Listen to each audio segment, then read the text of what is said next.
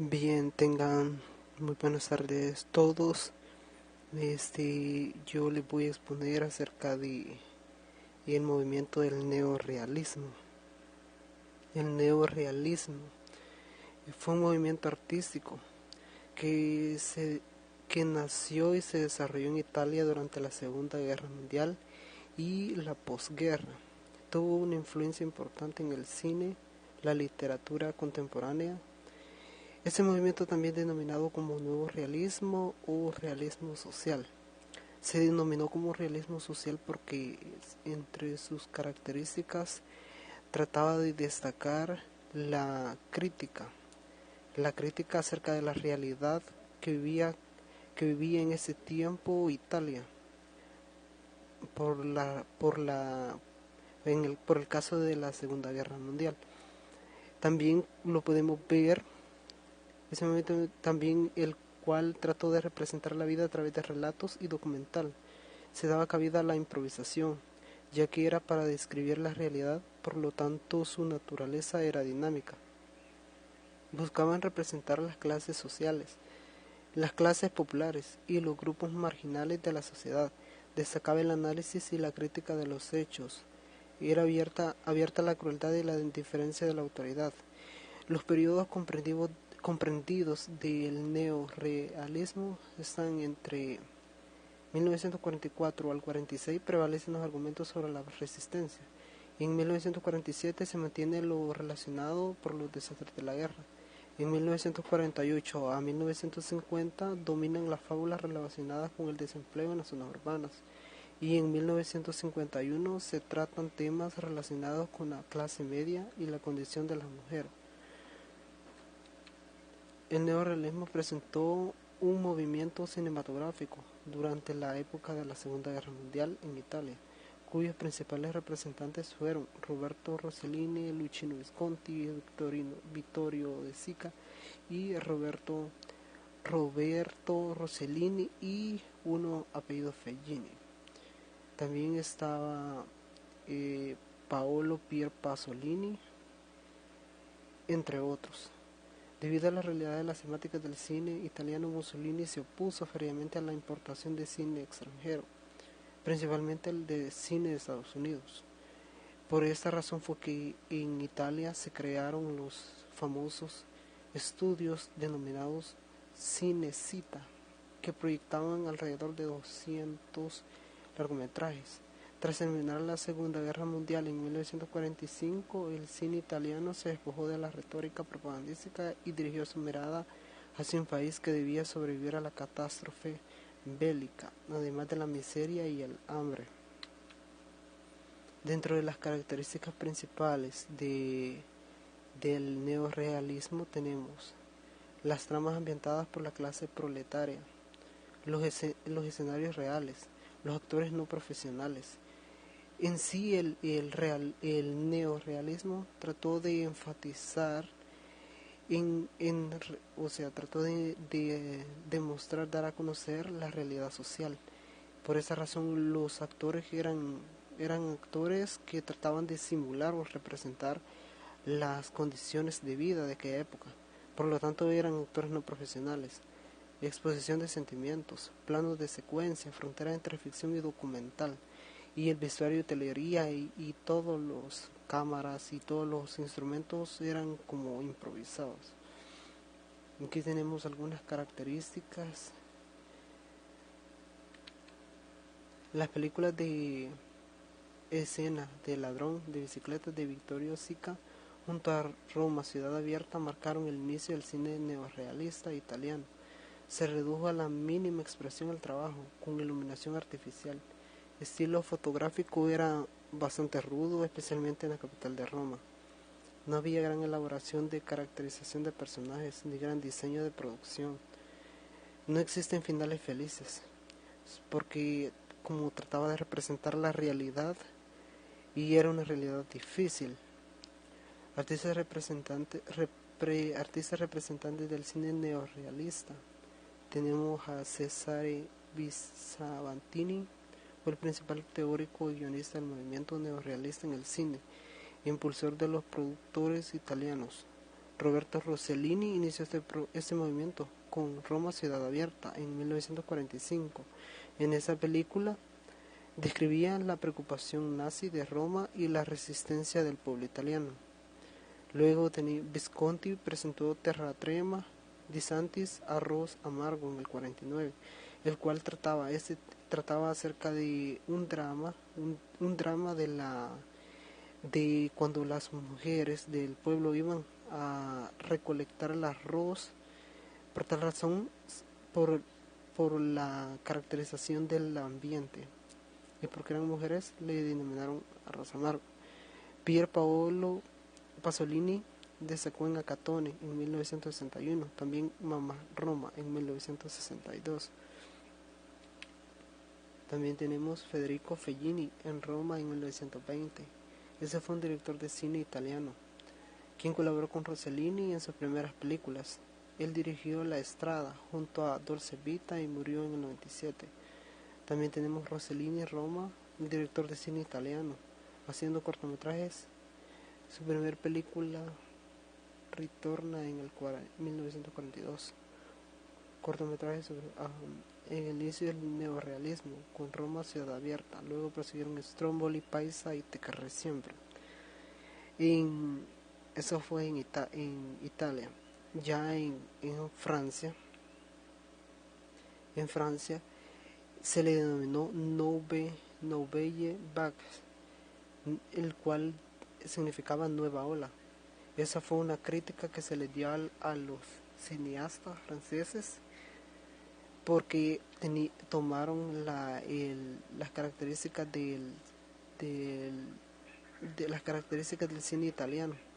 Por esa razón fue que fueron criticados, pero aún así hubieron destacados en el cine de ese mismo movimiento neorrealista, los cuales fueron Jean-Luc Godard, todavía en el 1972, Francois Truffaut, Fahrenheit 451, y en Alemania los más representantes de Alemania fueron Fassbinder. Fue un director alemán, el cual nació en Borichow en 1945 y se trasladó a Múnich en 1982. Inició como director de teatro su carrera en 1969 con Lieb ist kalt der Lader. Fue un gran innovador alemán, el cual impuso la ley del más fuerte, el cual se denominaba Katzelmacher. También tenemos a Wenders, director alemán, Düsseldorf en 1945, su primera película El miedo del portero ante el penalti. Desarrolló los nuevos valores del cine.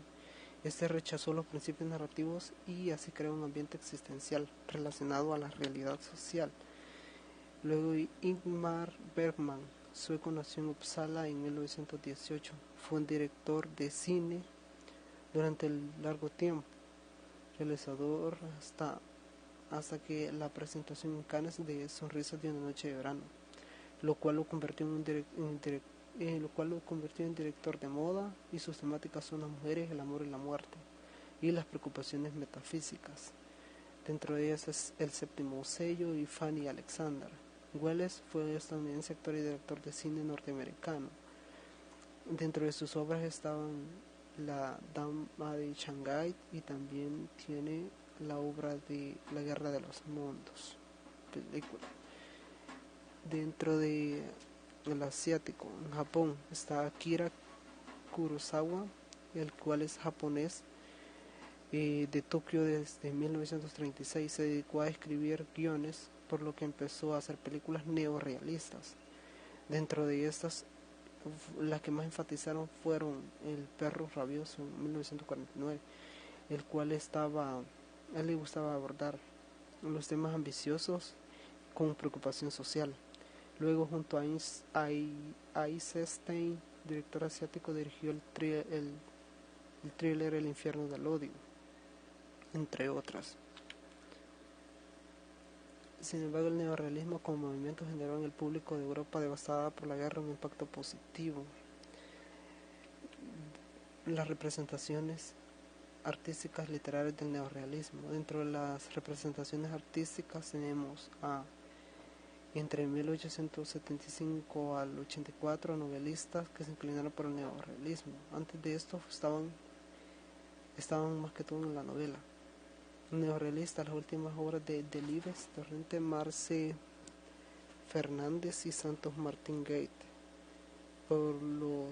también los de los autores nuevos.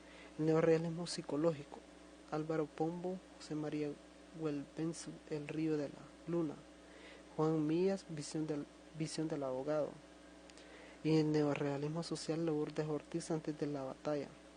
En 1992, Manuel Longares, Soldaditos de Pavia. Y el neorrealismo fantástico mítico y esperpéntico, José María Merino, Luis Mateo Díaz y Juan Pedro Aparicio. Relacionadas con el neorrealismo están la novela histórica de Eduardo Alonso, El insomnio de una noche de invierno, entre otras obras. Eduardo Mendoza nació en Barcelona en 1943, contribuyó a la recuperación del lenguaje narrativo en la novela de los últimos años e impulsó las nuevas tendencias, la intriga histórica y el neorrealismo. La ciudad de los prodigios fue una de sus obras y con una comedia ligera. Álvaro Pombo nació en Santander en 1939 y propone un tipo de narración psicológica intelectual en la unidad familiar. El parecido en 1979. Luis Mateo Díaz nació en León en 1942. Fue fundamental en la recuperación del lenguaje narrativo. Sus obras compaginan el realismo de las situaciones con la mítica y el retrato expresionista de los personajes. José María Merino nació en Coruña en 1941. Es el escritor más representativo de la escritura fantástica española, sobre todo en cuentos. Tiene la novela de Andrés Chos en 1976 y El heredero en el 2003. Dentro de la pintura neorrealista, en el neorrealismo siempre se buscaba tratar de identificar la realidad social, teniendo en cuenta la crítica y los sentimientos y las ideas en torno a lo que se quería presentar. Entonces me pareció uno de los artistas contemporáneos muy interesante Tony Aristi. Dentro de las obras están Las escobas al sol en 1993.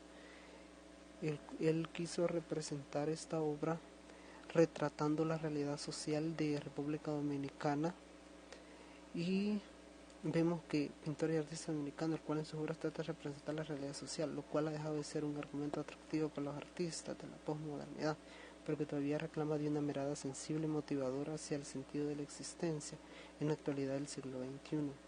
En su obra notamos la ausencia de personajes. Estos son sustituidos por el objeto artístico, como anafes, lámparas y otros tipos de objetos.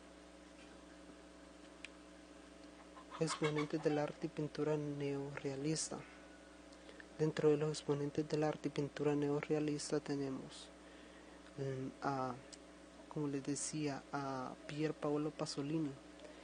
Este es uno de los más representantes porque fue actor, director y pintor italiano, quien se destacó más en la creación y presentación de sus filmes y afiches durante la época neorrealista. Participó también Roberto Rossellini en algunas producciones. Dentro de las más destacadas tenemos a Mamma Roma en 1962 y a Catone. También otros neorrealistas dentro de las pinturas, entre otros pintores neorrealistas europeos y latinoamericanos. Tenemos a Eduardo Naranjo, español, obras El retrato del viejo anónimo, 2 en 1978. Y tiene otras muchas más, tiene bastantes obras las cuales son representativas del neorrealismo, aunque en sus obras destacan lo surrealista y lo hiperrealista. También vemos de que quiere representar una realidad a través de una crítica. Es una realidad o que quiere demostrar sentimientos a través de las diferentes pinturas. Tenemos el retrato del viejo anónimo 2 y el atentado en el primer muro. También dentro de ella destaca Claudia Peralta, una chilena, dentro de sus obras artísticas. Dentro de las pinturas también Alexei Armalov, un ruso, el cual presentó el retrato de una chica joven en 1904. También tenemos a Fausto Pirandello, italiano, en la obra La Scala en 1934, que trata de representar a la clase de personas de la baja sociedad. David Alfaro Siqueiros, mexicano, este es un pintor y muralista. Dentro de sus obras más destacadas está Self Portrait en 1945. Tiene muchas obras, entre las cuales destacan también la obra de Caín en los Estados Unidos. Esas que representan una realidad o una crítica en torno a una realidad de cómo podría ser esa sociedad con un extranjero, como un africano. Darío Ortiz Robledo es colombiano, obra Vengo a despedirme. También vemos representaciones sociales.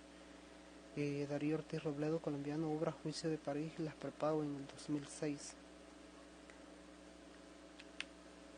De escultura del neorrealismo. Dentro de las esculturas del neorrealismo destacan algunas obras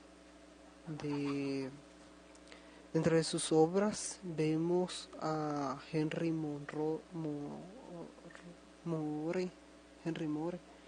Más que todo es surrealista, pero que representa imágenes que quieren dar a conocer una representación social. Durante la Segunda Guerra Mundial, la escultura de la Guerra Mundial dejó grandes huellas en la escultura. El escultor más famoso de la época fue Alberto Giacometti. Una de sus características era reducir la escultura al tamaño de una cerilla, porque creía en la existencia de un tamaño real.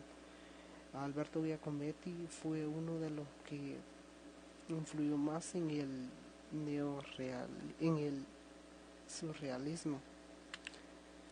Arquitectura neorrealista. Dentro de las arquitecturas neorrealistas tenemos las principales, las cuales está el barrio de Martela en Matera en 1951 por Ludovico Quaroni. Ludovico Quaroni fue uno de los representantes en la arquitectura durante la época del neorrealismo, el cual fue uno de los que eligieron para trabajar en la famosa Ina Casa. Dice que durante la Segunda Guerra del siglo XX plantearon dificultades urbanas a todas las grandes ciudades europeas, pero las respuestas de cada país fueron diferentes. El problema de la carencia de vivienda puso en marcha soluciones distintas entre el norte y el sur. La evolución tecnológica y vanguardias contrastaron con las realizaciones artesanales y más tradicionales de los países mediterráneos. El caso de Italia es paradigmático. Allí una brillante generación de arquitectos inició una reflexión intensa para unir la limitación de recursos con la tradición de la ciudad mediterránea. Durante esta época, Ina Casa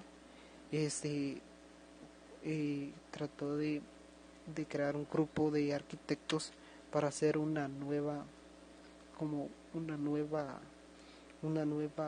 ciudad, algo así. Pero se dice que Italia tuvo que enfrentarse a grandes dificultades urbanas derivadas de la destrucción de la contienda y la fuerte inmigración del campo a la ciudad para solventar los graves problemas producidos por la carencia de vivienda. El crecimiento urbano Italia no acometió la creación de nuevas ciudades como Reino Unido y los países bálticos con las ciudades satélites. El Ina Casa no era la primera experiencia de construcción de vivienda pública, ya que desde 1903 funcionaba el Instituto de Case Popular ICP. Este era un organismo encargado de promover viviendas económicas inicialmente al área urbana de Roma, que transformó en actuales Ater Hacienda Territoriale per Edilizia de residencia pública.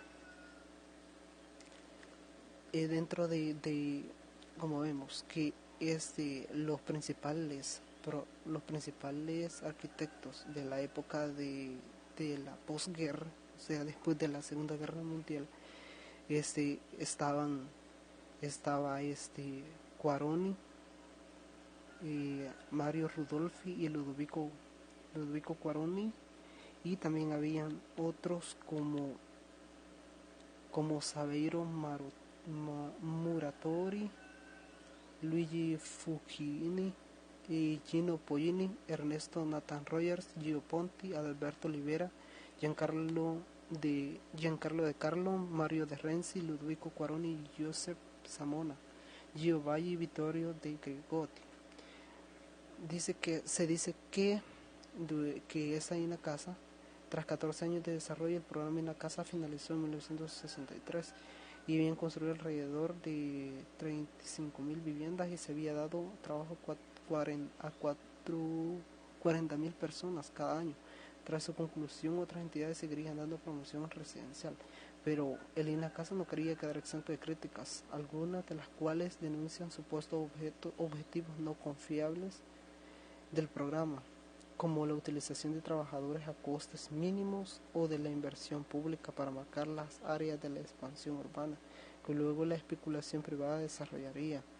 Incluso la censura hacia la presentación de los resultados como una recuperación económica sólida que no había apostado por el progreso, o sea, no lo habían hecho para en sí ayudar, sino por la institucionalización de organizaciones preindustriales. Dentro de las dificultades que atravesó Italia en el neorrealismo estuvieron la dificultad de la devastación, el hambre, el asolamiento, el tener que emigrar a la ciudad y el hecho de que los hubieran que mandar con el Inacasa a crear a crear viviendas en otra región. La imagen del barrio Tiburtino en Roma construido por Inacasa fueron a vivir en este barrio. Les tocó que reconstruir la imagen del barrio Tiburtino en Roma construido por Inacasa en 1950. Y en el año 1963 había dado por finalizado las construcciones. Los edificios de las viviendas de Cabrota en Milán por Giovanni Muccio, estas fueron otras representaciones aparte. Pero dentro de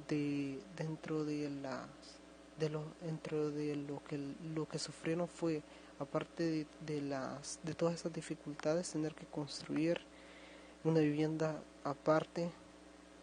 Construyeron este barrio.